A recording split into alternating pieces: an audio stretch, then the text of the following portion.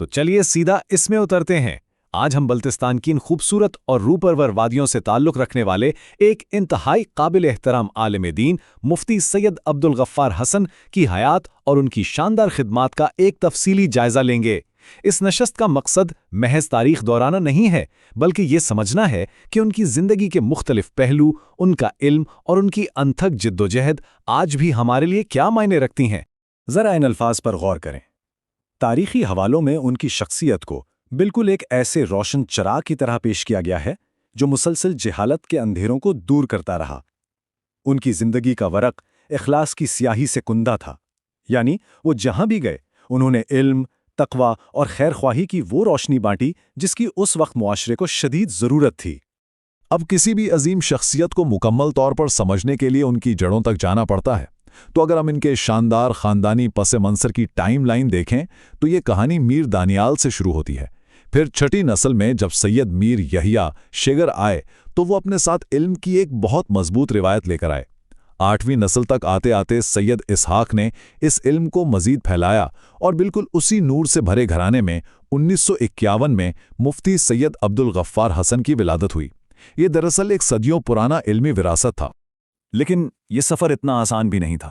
تاریخ بتاتی ہے کہ جب سید میر یحییٰ شگر پہنچے تو مقامی لوگوں نے تو ان کا بہت پرجوش استقبال کیا، مگر اس وقت کے راجہ اعظم خان اول کی جانب سے انہیں شدید مخالفت اور حسد کا سامنا کرنا پڑا۔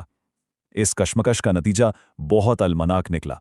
تاریخی ریکارڈ کے مطابق خاندان کے 2 نوجوانوں سید عبداللہ اور سید باقر کو شہید کر دیا گیا۔ اتنی سخت مشکلات اور نقل مکانی کے باوجود اس خاندان کا عزم دیکھیے کہ سید میر یحییٰ نے تا حیات علم پھیلانے کا کام نہیں چھوڑا۔ اب جو سب سے دلچسپ بات یہاں ہے وہ یہ ہے کہ ان کے نام کے ساتھ جڑا یہ لفظ حسن دراصل ان کا پیدائشی نام تھا ہی نہیں۔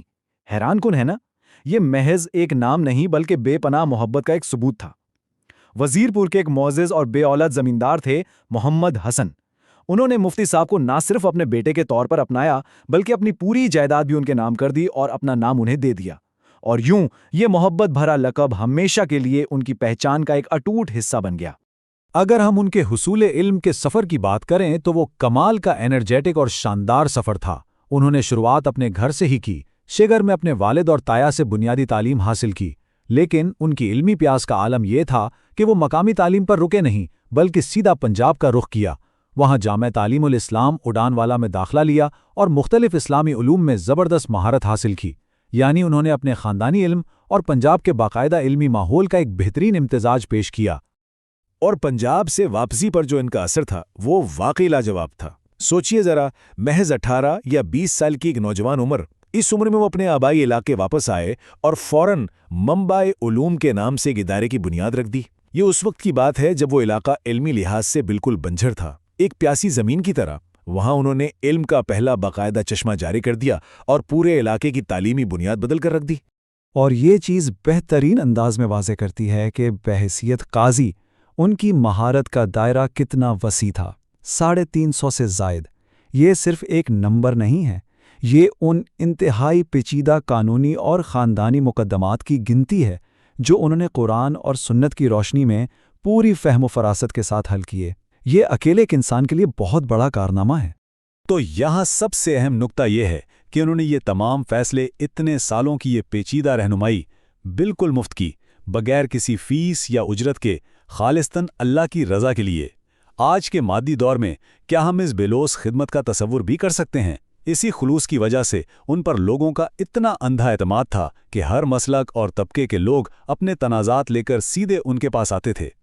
وہ سچ میں اپنے معاشرے کا ایک بہت مضبوط ستون تھے۔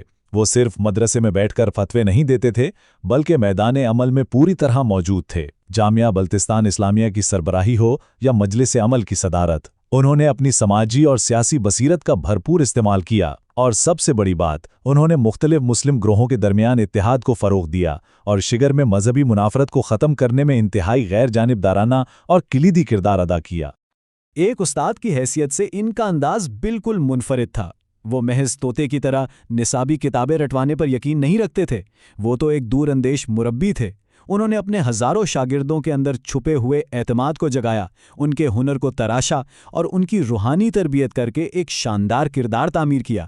یہی وجہ ہے کہ ان کے شاگرد آج بھی ان کی اس اخلاقی تربیت کے دیوانے ہیں۔ और उनकी ये शानदार मिरास उनके बाद भी रुकी नहीं। सैयदा हमीदा बेगम से उनकी पहली शादी से होने वाले उनके 6 बेटे आज इस मिरास को मुख्तलिफ शोबों में बड़ी कामयाबी से लेकर चल रहे हैं। फहरिस्त देखिए, माहिर तालीम, इमामों, इंजीनियर, केमिस्ट्री के असातिज़ा और फलाही काम करने वाले। ये ज़बरदस्त तनव्वुर दरअसल इस मुतवाज़न और मुकम्मल तरबियत का वाज़ेह सबूत है जो मुफ्ती साहब ने अपनी औलाद को फराहम की। और फिर वो दिन भी आ गया जब ये अजीम सफ़र अपने इख्तिताम को पहुंचा। 21 जनवरी 2014। इस दिन का मंजर बड़ा अजीब और दिल को छू लेने वाला तज़ाद था। एक तरफ शिगर की वादियों में हड्डियों में उतर जाने वाली सर्दी और बर्फ से ढकी हुई सुबह थी, और दूसरी तरफ उनके जनाजे में सोगवारों का एक ऐसा बेपनाह सैलाब था जिसकी गर्मजोशी ने इस कड़कड़ाती सर्दी को भी मात दे दी थी। क्या उलमा, क्या तुलबा और क्या आम शहरी, हर कोई इल्म के इस चिराग को आखिरी सलाम पेश करने के लिए उमड़ आया था। हमारी इस आज की निशस्त के इख्तिताम पर ये आखिरी जुमला हमारे लिए एक बहुत गहरा सवाल छोड़ जाता है। इल्म व हिकमत का एक सितारा गुरूब हुआ मगर अपनी रोशनी पीछे छोड़ गया। सोचने की बात यह है कि मुफ्ती सैयद अब्दुल गफ्फार हसन का छोड़ा हुआ ये इल्म, उनका बेलोस इखलास और ये नूर सच की तलाश में निकलने वाली अगली नस्लों की अब कैसे रहनुमाई करेगा। एक ऐसी शख्सियत जिसने अपनी पूरी ज़िंदगी दूसरों को रोशन करने में लगा दी, हम उनके इस मिरास को आज अपनी ज़िंदगियों में कैसे अपना सकते हैं। यकीनन ये एक ऐसी रोशनी है जो कभी बुझने वाली नहीं।